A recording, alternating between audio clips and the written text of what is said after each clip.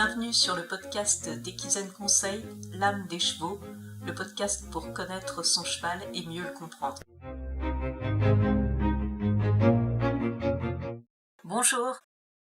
Aujourd'hui, on va se poser une question. Est-ce que nos chevaux ont la possibilité de faire des choix? Alors peut-être que vous pensez que c'est pas très important, mais en réalité, c'est primordial pour leur santé mentale. Ils ont besoin d'avoir un minimum de contrôle sur leur environnement pour échapper au stress chronique. Un cheval qui vit en permanence sous la contrainte et auquel tout est imposé sans qu'il puisse y échapper, alors soit il va exprimer des comportements de fuite, de défense, pour justement se soustraire à cette situation, soit il va sombrer dans ce qu'on appelle la résignation, qui est une forme de dépression. Dans un cas comme dans l'autre, le cheval est en situation de stress chronique et de mal-être mental, et souvent aussi en état de mal-être physique, car dans ce contexte, sa santé va être impactée.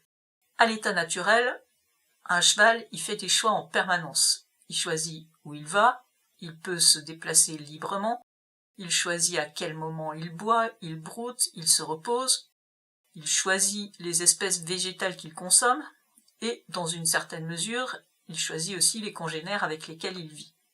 À l'état domestique, les chevaux sont totalement dépendants de nous, depuis leur naissance jusqu'à leur dernier souffle.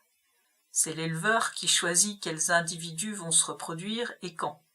Il choisit ensuite pour le poulain le moment du sevrage et la façon dont ce sevrage va être réalisé, ainsi que les conditions dans lesquelles le poulain va vivre. Tous ces choix vont avoir un impact sur la vie future du cheval adulte. C'est l'humain encore qui va choisir la manière dont il va éduquer le jeune cheval. Là encore, ce choix aura des conséquences sur le comportement du cheval et sur sa relation à l'humain. En tant que propriétaire, c'est nous ensuite qui allons choisir le mode d'hébergement de notre cheval. Est-ce qu'il va vivre en box, au pré, etc. Nos choix vont également impacter la santé du cheval, son alimentation, les soins vétérinaires, la vaccination, la vermifugation, le dentiste, l'entretien des pieds, mais aussi l'entraînement, le matériel qu'on utilise, tout ça va impacter la santé du cheval. Et donc, pour tous ces points, évidemment, le cheval n'a aucun choix. Même si notre cheval vit en groupe au pré, il n'a pas le choix des congénères avec lesquels il va devoir cohabiter. Il n'a pas le choix des activités, de la discipline qu'il va pratiquer. Il n'a pas non plus le choix des humains avec lesquels il va devoir interagir. Ça peut être son ou ses propriétaires successifs, mais aussi les professionnels, que ce soit le personnel de la pension, le pareur, le maréchal ferrant, etc. Tous ces éléments, ils relèvent uniquement du choix que l'humain fait pour eux. On ne doit jamais oublier que le cheval dépend totalement de nous et que nous sommes 100% responsables de son bien-être ou de son mal-être, du fait des choix que nous faisons pour lui. Alors, le cheval peut-il faire des choix malgré tout? Et pourquoi est-ce que c'est important? Avoir la possibilité de faire des choix, c'est un facteur d'amélioration du bien-être mental et émotionnel de notre cheval. Ça va lui offrir des situations dans lesquelles il ne sera pas totalement dépendant et où il aura la possibilité d'exprimer sa préférence. Avoir la possibilité de faire des choix, ça va rendre le cheval plus autonome dans sa gestion émotionnelle, ça va aussi stimuler ses capacités cognitives, ça va augmenter sa motivation, ça va permettre également de diminuer sa peur de la nouveauté, ça va contribuer à renforcer la relation et la confiance qu'il a en nous. Et ça va lui permettre d'exprimer également son consentement. Vous allez me dire, est-ce que le cheval est capable de faire des choix? À l'état naturel, on l'a déjà évoqué, le cheval, il fait des choix en permanence. La vie au pré, elle permet au cheval d'exercer partiellement cette possibilité de faire des choix. Il ne choisit pas l'endroit dans lequel il vit, mais il peut se déplacer librement quand il le souhaite, même si l'espace, évidemment, est plus restreint qu'en milieu naturel. Il choisit quand il veut avoir des interactions avec ses congénères, il choisit ce qu'il va faire, manger, boire, se déplacer, se reposer, etc. Néanmoins, il dépend en partie de l'humain pour l'approvisionnement en eau, en nourriture, et si son propriétaire vient le chercher pour travailler à l'heure de la sieste, eh bien, il devra le suivre. Lorsque vous travaillez en liberté également, et que votre cheval tout à coup vous quitte au galop pour aller à l'autre bout de la carrière, eh bien, il exprime clairement un choix. Mais le cheval est capable d'exprimer des choix d'autre nature si on lui en donne la possibilité. Une étude qui a été réalisée en 2016 a montré que les chevaux peuvent apprendre à utiliser des symboles pour communiquer leurs préférences.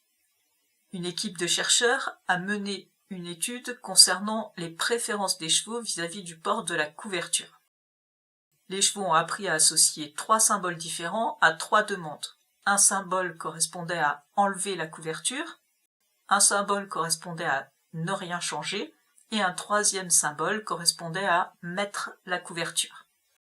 Après une phase d'apprentissage, où les chevaux ont donc appris à associer chaque symbole avec la demande correspondante, on a demandé aux chevaux quel était leur choix vis-à-vis de la couverture dans des conditions météorologiques variées.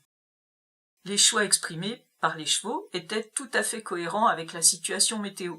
La très grande majorité des chevaux a demandé à porter une couverture quand il faisait un temps froid et pluvieux, ou froid et venteux, ou les deux, et aucun des chevaux n'a demandé à porter une couverture lorsqu'il faisait beau. Cette expérience montre que le cheval est capable de faire un choix et qu'on peut même mettre en place un moyen de communication qui lui permet de l'exprimer. D'autres études de ce type sont conduites actuellement par l'équipe de l'Agroscope au Haras national suisse pour proposer au cheval d'exprimer des choix sur, par exemple, sortir au paddock ou rentrer au box, avoir une interaction avec un congénère, etc. Alors, à notre niveau, qu'est-ce qu'on peut mettre en place pour offrir à notre cheval la possibilité de faire des choix? On peut proposer différentes choses à notre cheval. Pourquoi pas partir en balade en main, laisser le cheval choisir l'itinéraire. On peut aussi laisser le cheval choisir le moment où il veut faire une pause pour brouter. Pour ça, il faut être capable de décoder les signaux et d'être à l'écoute de son cheval. Ça peut aussi passer par des choses toutes simples, comme tenir compte des préférences du cheval, l'endroit où il aime être gratté lors du pansage, le choix entre 2 récompenses alimentaires par exemple. On peut aussi proposer des jeux d'exploration en autonomie. On va placer différents objets dans la carrière ou dans le pré, en veillant bien sûr à la sécurité du cheval, et on va le laisser explorer à son rythme. C'est important que le cheval il dispose de beaucoup d'espace autour des objets, ça va lui permettre de se placer à la distance qu'il souhaite, ça va lui permettre de s'éloigner si l'objet l'inquiète et provoque une tension.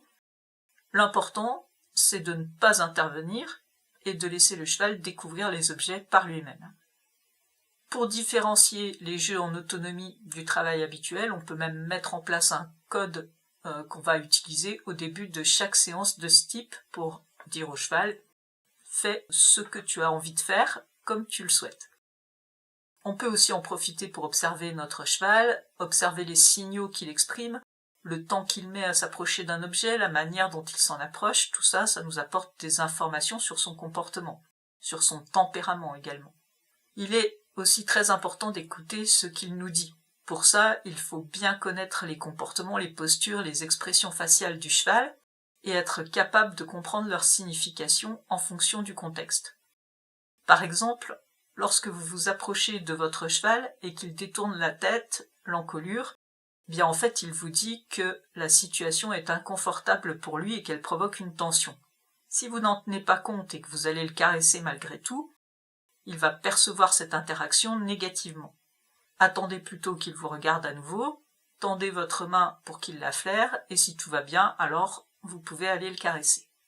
Si un cheval, autre exemple, qui habituellement ne pose aucun problème au montoir, et bien du jour au lendemain il se met à bouger, ou il essaye de mordre notre jambe quand on met le pied à l'étrier, eh bien c'est qu'il y a un problème. Sans doute la présence d'une douleur, ou le fait que le cheval a fait une association très négative avec le fait d'être monté. Ne le montez pas et cherchez l'origine du problème pour apporter la bonne solution.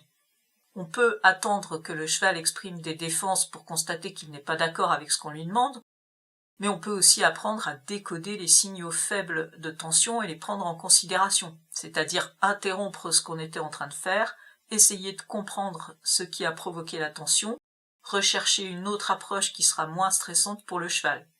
Le fait que le cheval sache qu'il a la possibilité d'exprimer ses émotions et qu'il sera écouté en retour, ça va renforcer la confiance qu'il a en nous. Alors à vous de jouer, trouvez des activités où vous permettez à votre cheval de faire des choix.